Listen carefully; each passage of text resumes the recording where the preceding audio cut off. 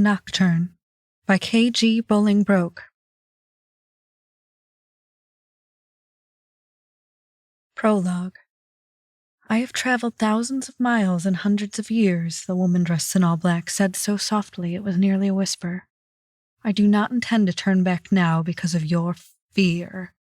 Her voice transformed from a murmur to a snarl, tinged with the timeless dialect that sounded from nowhere, yet everywhere at once. The man stood still, waiting. She occupied his favorite armchair by the window of his bedroom. It sat in the corner of the dimly lit room, illuminated by a single candle and the dying flames in the fireplace.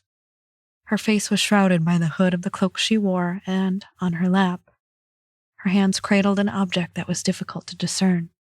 She clutched at it more defensively as his gaze flicked towards it again, seeing it glitter. Was it an urn? I will not do it, he replied, his voice braver than he felt, although he was unable to withhold it from trembling still. It is against the will of God, a perversion to all that is holy. She sneered. You will. Otherwise you will suffer the same fate as your father and that of his father before him. You're her, aren't you? He stammered, taking a half step back and wiping the sweat dripping from his brow. Her? She repeated, amusement seeping from her voice. The daughter of Lilith, the spawn of the devil, you seek to restore. Enough, she interrupted. You know what I have come here for. If I am cursed to walk this earth eternally, I do not wish to walk it alone. Had he not been so frightened, he might have been touched by this hint of humanity, but it was odd coming from her. His heart pounded in his ears, and sweat now dripped into his eyes. And if I do it, will you lift the curse you have bestowed upon my family for centuries? I will. You and your descendants will never see the likes of me, or my kind, ever again. You will never harass us, follow us, threaten, or murder us ever again? You have my word. His usually comfortable bedroom felt small and stifling, like the walls were closing in around him, trapping him, warning him that he had no other choice but to comply. Very well. I will need remnants of the deceased. She rose to her feet sharply, and he stumbled back to create more distance between them. The room felt even more like a prison suddenly. He was like a caged hare, and a wolf had just been set loose into the enclosure. She continued to clutch what he had confirmed was an urn, holding it close to her. I have them here, but should you make any attempt to tamper with or destroy them, you can rest assured your death will come to you swiftly and violently, your death and the death of your family. Spare my family and you have my word. He was surprised at how brave he sounded when he felt nothing close to the sort. I stand by my promise. Do what you need to prepare, and only I will handle the remains. He took a deep breath, searching for any courage he could muster, and began to back up towards his bed, keeping his eyes fixed on the woman. She did not move, but he could feel his flesh prickle as her eyes remained fixed upon him. Slowly, he lowered to his knees and began to pull a chest out from under his bed. He opened it, still eyeing her warily, and removed objects out of it one by one. Various jars, feathers, and then finally, a worn book bound in black leather. Straightening to his full height, he opened the ancient book passed down to him from his father, flipping through the pages until settling on the page he was looking for. He then lowered cautiously to his knees once more and took a piece of chalk from the chest, drawing a 5-point star on the floorboards and enclosing it with a circle. He carefully placed an object from the chest at each point of the star one by one.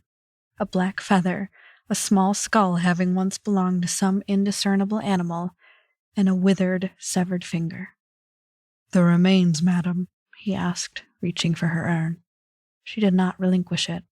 Instead, she placed it down at the point of the star nearest her, ignoring his request.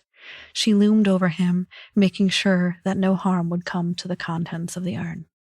Then finally, I need...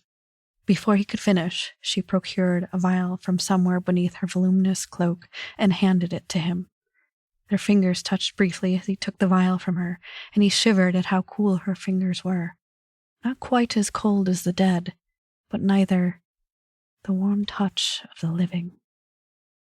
"The blood of the living, madam?" he asked. Yes, the blood was drawn from a willing participant, she confirmed, who is still living. He opened the vial and smeared some of its contents on the star's final point.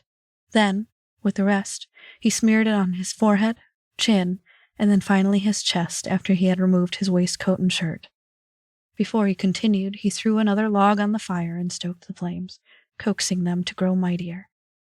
When the room was better lit, he cast a cautious look at the face of the woman.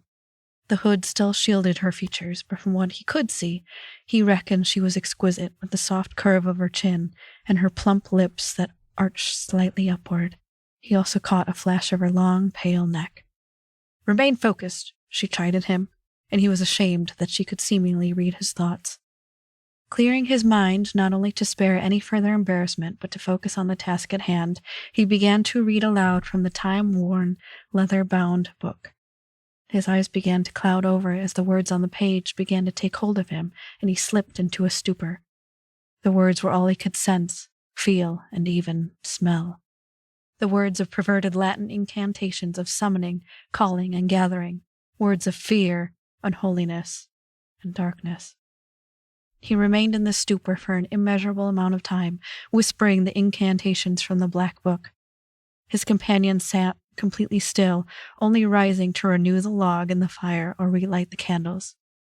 She said nothing the entire time, not that he would have noticed if she had, so consumed as he was in this nocturnal text, never meant to see the light of day. The words it carried bore the fruit of a condemnable craft, of dark powers that had been passed down to him from his father, who learned them from his father, and so on. Suddenly, he began to convulse, eyes rolling in the back of his head as he was thrown from the book. His enigmatic companion caught him swifter than a flash of lightning, cradling his head before it reached the floorboards. She needed him alive to complete the task that only he could perform. Few remained who carried this dark power. The words consumed him still, despite the convulsions. He could hear them reverberating in his head as froth began to spill from his lips. The flames from the candles turned blue, and the flames from the fireplace turned black before they flickered and extinguished entirely. An animalistic groan echoed from someplace. Was it from his own lips, or from somewhere beyond this room? The woman's hood was thrown back as she leaned over him, dabbing his forehead with a cloth. As the delirium halted for a brief moment, he saw large round eyes bearing into his, and they were encased in the thickest fringe of eyelashes he had ever seen. He was captivated, clinging to that as his delirium returned and his body continued to convulse for an eternity. Then, just as suddenly as they came, the convulsions stopped, and he was pinned to the floor. The groan sounded again, the urn near his feet shuddered, then crashed, its contents spilling. Ashes. His companion rose to her feet, her features somewhat disguised by the pale blue flames illuminating the room, but as he remained pinned to the floor, he could finally begin to make out her face. And she was the most beautiful woman he had ever seen. She pulled a short blade from the depths of her cloak, now ignoring him entirely, and she raised it over their heads. He winced in anticipation, envisioning the blade plunging into his heart, but that is not what happened. She threw back her cloak to reveal the pale top of her breast, swelling from the bodice of her gown. She pressed the blade to her skin, slicing her flesh along the swell. There was a trickle of blood, the blackest color he had ever seen. She knelt down and grasped at the ashes that had spilled from the urn, taking a handful in her small, delicate hand, her long fingers enclosing around them protectively. With her other hand, she pressed on her wound, causing more blood to spill and trickle onto the ashes. After a few drops, she blew the ashes towards the pentagram on the floor, and the candles flickered. The ashes then quivered and began to move, taking shape. That was his cue. While still pinned to the floor, he continued his incantations, struggling through the sweat and weariness beginning to take hold of him. The ashes continued to tremble, moved, and shift until they formed the silhouette of a man. The groan sounded again, deafening this time, causing him to begin to convulse again, but he did not let that stop him from whispering the words of the leather-bound black book. Then it stopped, and all was still. His convulsions had stopped, but he was still pinned to the ground and therefore unable to see what was occurring. It wasn't until he heard soft whimpering that he had some semblance of what was going on. His eyes were beginning to droop, and the corners of his vision were starting to grow black. He fought against the current of shadows threatening to overcome him, wanting to see the fruits of his labor after all this time, but it was difficult to resist as it was taking a strong hold on him. Then he heard a sudden intake of breath of someone who had just emerged from a body of water after nearly drowning. The whimpering took the shape of a gasp, which then morphed into soft crying. Then he heard a man's voice.